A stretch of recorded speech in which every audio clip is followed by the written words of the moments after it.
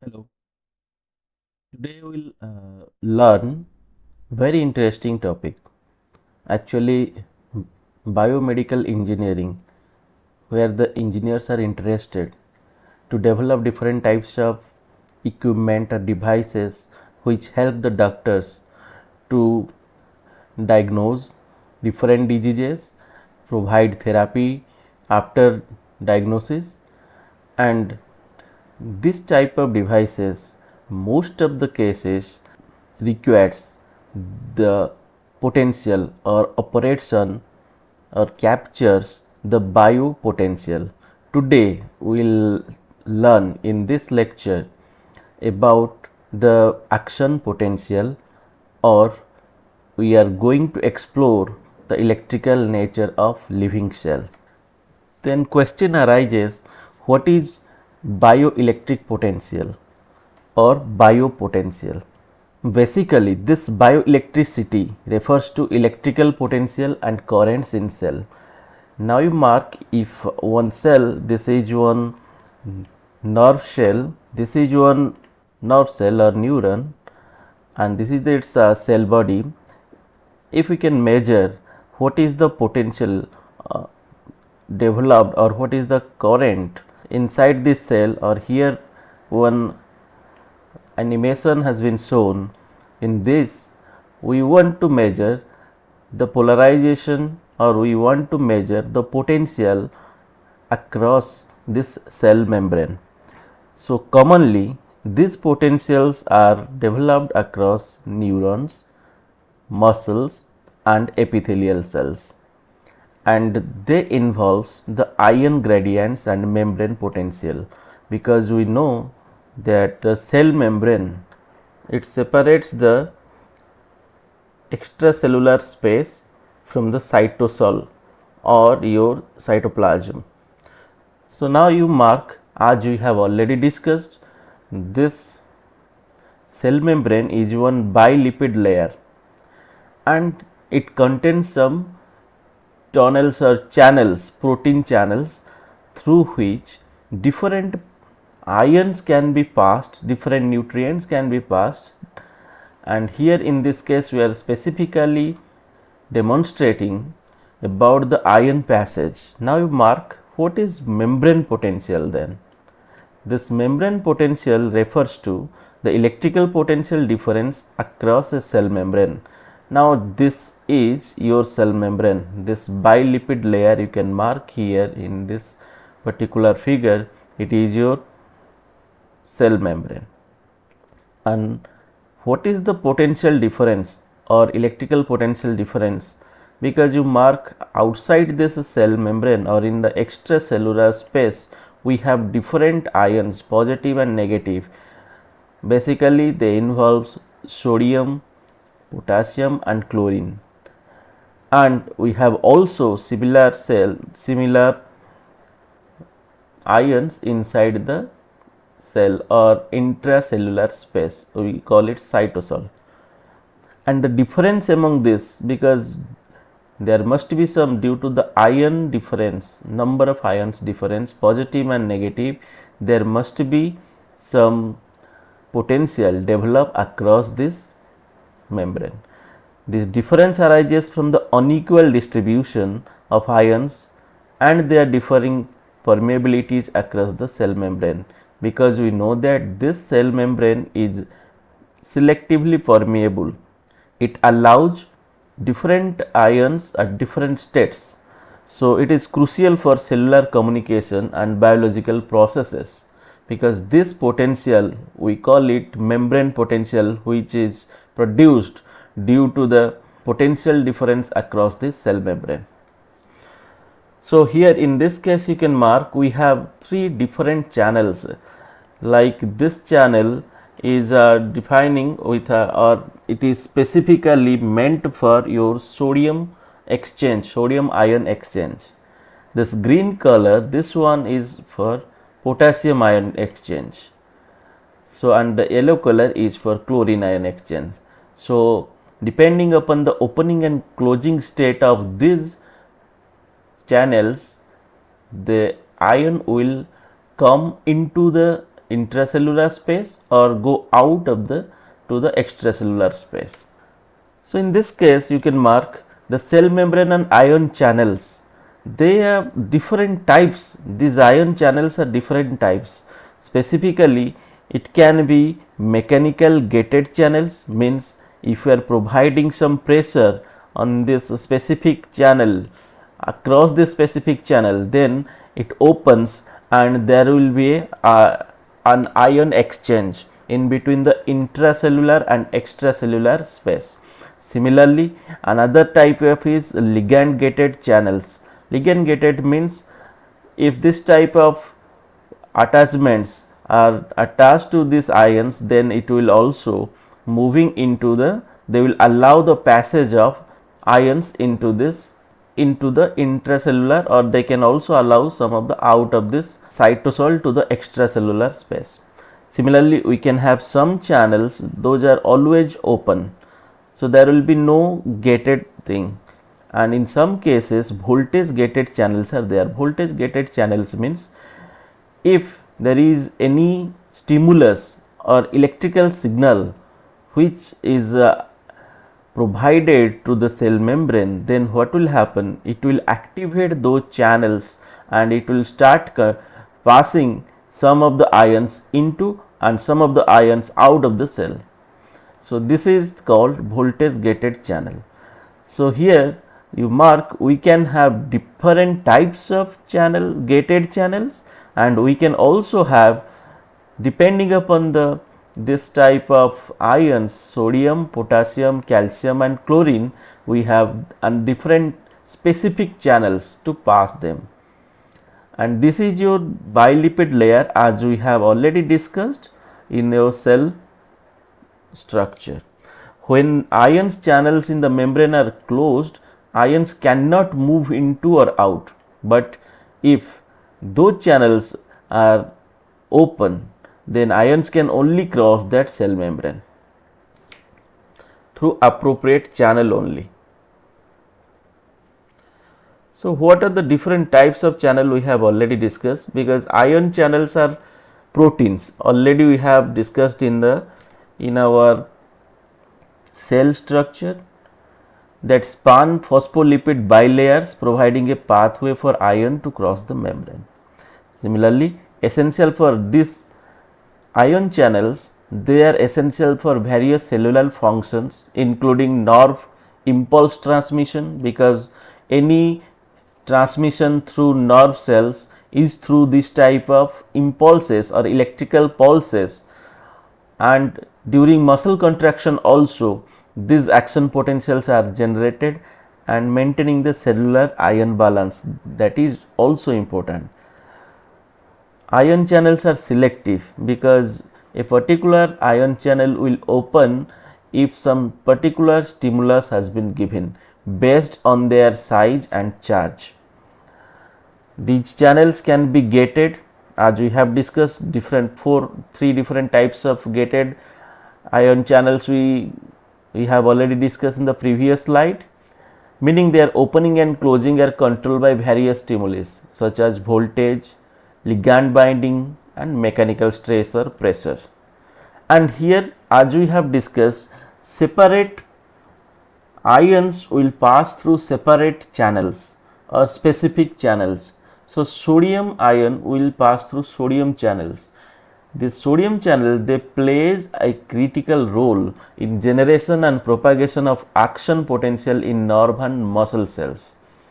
Similarly, whenever there is a requirement of potassium ion exchange, then that potassium channel it involved in regulating membrane potential and repolarizing the membrane after an action potential. So we will discuss what is this this type of action potential and what is the process of repolarization. These things we will discuss in the later slides. Then calcium channel, it is important for various cellular signaling pathway. It includes muscle contraction and neurotransmitter releases, and also your chlorine channels. contribute to regulating membrane potential and cell volume. So now we got an idea of different types of channels. We move to the next one, what is called resting membrane potential. As we have discussed, at equilibrium state or at rest condition, then what happens that there is one net potential developed across this cell membrane. This is called resting potential, and basically a typical resting membrane potential is 70 millivolt. You can mark here, it is 70 millivolt. So what is the nature? You can mark the membrane is most permeable to potassium at rest. Means whenever no stimulus is provided or no external stimulus or excitation is given to any cell, at that point of time the potassium, that cell membrane is permeable, it will pass the potassium, and this leads to potassium efflux. You can mark here these potassiums, they are moving out of the cell from the cytosol to the extracellular space. So maximum number of potassium ions will move out of the cell. Then however, this membrane is also permeable to chloride and sodium. So they are permeable to chlorine and sodium, but their rate is slow, and the flow of these ions keep the resting membrane potential more positive than the potassium equilibrium potential.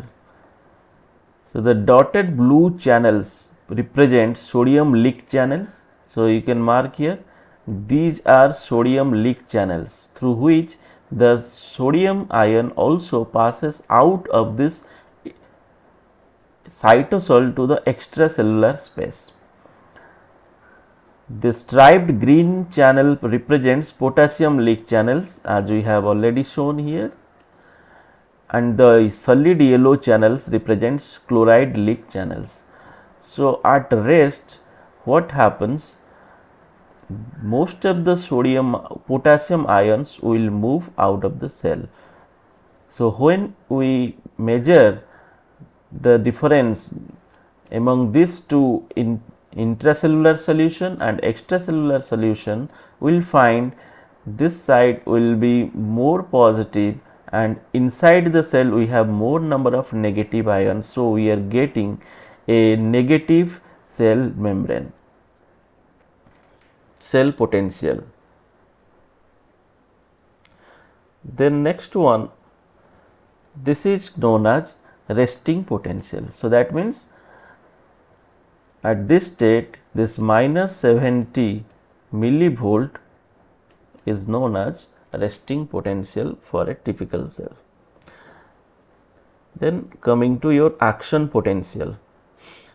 So we can mark this action potential means it is defined as a sudden change, sudden, fast, transitory and propagating change of the resting membrane potential. So that means if any disturbance occurs, in excitation is given, then what happen? That there will be a sudden change. Means as we have seen in the previous slide, that at a resting potential of a cell is 70 millivolt. So the cell potential is residing at this state. Once some stimulus is given, you mark here, once some stimulus were providing externally, what happened? There is a sudden rise in this potential, sudden rise, and this negative potential inside the cell is now overshoot to a particular positive voltage, positive potential, that is maximum up to 30 to 40 millivolt, in that range. So this sudden rise or overshoot of the cellular potential or membrane potential is known as action potential, which is transitory in nature, and it can propagate from one cell to other cell. So only neurons and muscle cells are capable of generating an action potential. So we will see in the later classes that how these neurons and muscle cells are generating the action potential. So, those cells which can generate the action potential, we call that excitability. We call that excitability.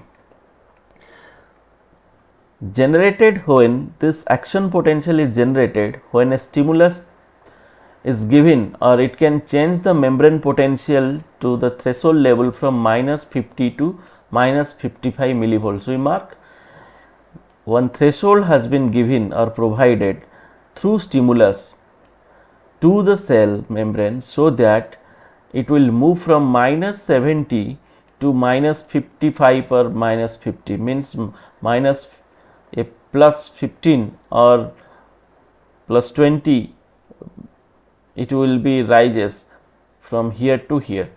So, once this threshold value has been achieved, then only this voltage will move up and we are getting one action potential.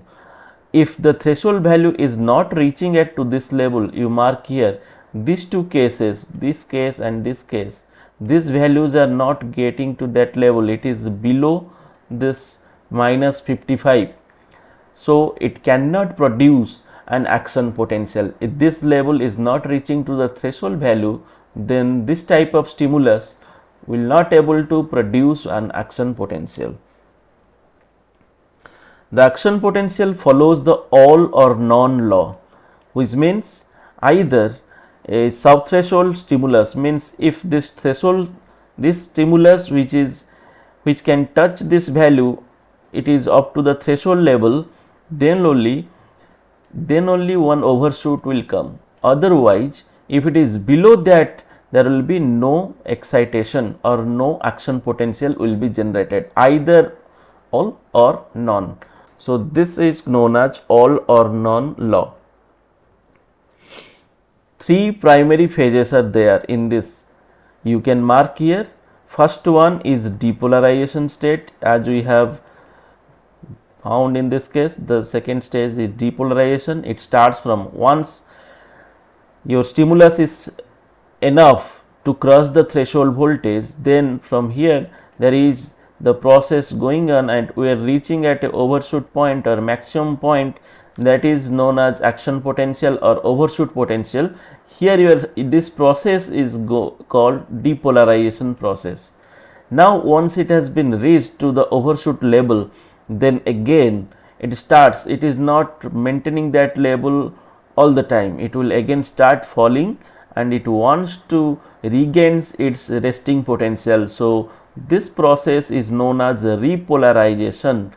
So, at previous state or at the resting phase has the potential, we call that resting potential, and now once it has been depolarized completely, that state of potential is known as action potential.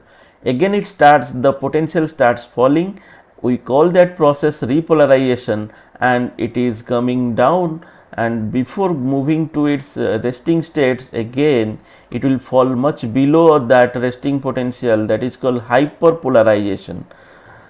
So, additionally we have two polarization states, that is called hyperpolarization. This state is hyperpolarized state, this particular state occurs before depolarization, while hyperpolarization it occurs after this repolarization process. So, this is your hyperpolarization, and this part before depolarization we call it as a hypopolarization. So, we will see how this process, how the ion exchange makes this process helpful. When the membrane, the first process or the first part is your depolarization. In the depolarization, what will happen? The sodium ion will move into the cell. So, we know that when the membrane reaches the threshold potential, then the voltage gated sodium channel opens. So, you mark here, we have discussed three different types of gated channels. Now, one of them is voltage gated. Once the external potential is sufficient to reach up to the threshold potential or threshold value, then it will excite, or that voltage gate sodium channel start opening. As it opens, as these channels opens, they lead to rapid influx of sodium ions. So what happens from the external, from this side, from this, after, means the first state was resting potential, which we know that in this case, after the when once the potential, once the threshold potential has been reached, then what happens, this channel will, the sodium channel will open. So these, through these sodium channels, the sodium will start entering into the cell. As it entering into the cell, gradually the number of sodium ions or the positive ions increases inside the intracellular space, or we can say cytosol, which makes the intracellular space more positive with respect to extracellular space. During depolarization, the inside of the cell becomes increasingly positive, approaching electrochemical equilibrium potential of the sodium, which is equals to plus 61 millivolt. So this stage marked as positive referred to as overshoot, and this potential which is around 20 to 30 or 40 millivolt is known as action potential. So after this depolarization phase or complete depolarization, we are getting one action potential. Then next phase we will see the repolarization occurs. In the repolarization, the reverse process will start. So we will see what will happen. In the next slide, you mark here, at the repolarization, after the overshoot phase, sodium permeability decreases rapidly as the sodium channel closes. So once it reaches to the maximum value or overshoot, then immediately that sodium permeability through that cell membrane rapidly decreases, and at that state of time the sodium channel will close. As they close, the high membrane potential reached during overshoot then triggers the opening of the voltage gated potassium channel, because this high voltage, that action potential, will trigger the potassium channel to open, and through that there is a significant efflux of potassium ion. Here you can mark, in this case, this potassium ions will move out of this cell. So it is your efflux of potassium ions. This outflow reduces the electropositivity of the cells. Now as more number of potassium ion will move out from the intracellular fluid to extracellular fluid, the outer part of the membrane, outer or extracellular fluid, will become more positive with respect to the intracellular fluid. So this is the process of repolarization, which serves restore the membrane towards its resting potential. Repolarization is typically followed by hyperpolarization. As we know, a brief state in which the membrane potential becomes even more negative than the usual resting value. As you can mark here, in this case the resting potential is at minus 70, but during repolarization state it will move to even lower value than that resting potential value. So it is called, this stage is called hyperpolarization stage.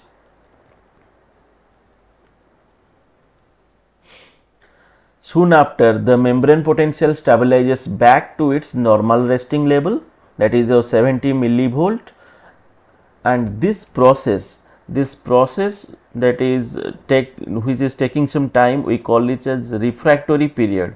It is the time after an action potential is generated, during which excitable cell cannot produce another action potential. So that means, as we can mark here, from this level, as it is moving up, this is your overshoot, then it is moving down, and then it will again label it. So here you mark at this point, from this point onwards to this overshoot or this depolarization state, at this depolarization state, if some other stimulus is given but no other action potential can be generated, it is prohibited. So this stage, during this stage, so we can call this particular stage is known as refractory period. It has divided from starting from this depolarization to repolarization. The complete phase is known as refractory period, and it is divided into two categories. One is absolute refractoriness, another one is relative refractoriness. So absolute means from this point, from the peak point of depolarization to this voltage where it touches this hyperpolarization, this level is known as absolute refractoriness, and beyond that we call it as relative refractoriness. So now we see, once this happens, then once this repolarization occurs, how this cell will recover its equilibrium state. It is happens through one sodium potassium, or we can say sodium pump, and also it requires some energy, or we call it as ATP. It is an active transport protein that moves sodium out of the cell and potassium into the cell against their concentration. So you mark here, in this case, these sodiums, they will attached here, this sodium they will attached, and every ATP molecule, one ATP molecule will be attached here. So it will giving you sufficient energy, and this active transport, through this active transport, the sodium ion will move out of the cell, and this potassium ion, 3 number of sodium ions will move out of the cell, and these 2 number of potassium ions will move into the cell. This restoration is crucial because the influx of sodium ions during depolarization and efflux of potassium ions during repolarization would otherwise disturb the ion balance needed for subsequent action potential. So that is why the sodium pump primarily acts after the action potential to rebalance or to restore the resting potential, or the state or the number of ions, potassium ions inside this cell and sodium ions outside or in the extracellular space. So this period is known as recovery period. To re-establish, it helps to re-establish and preserve the resting membrane potential over time. So thank you.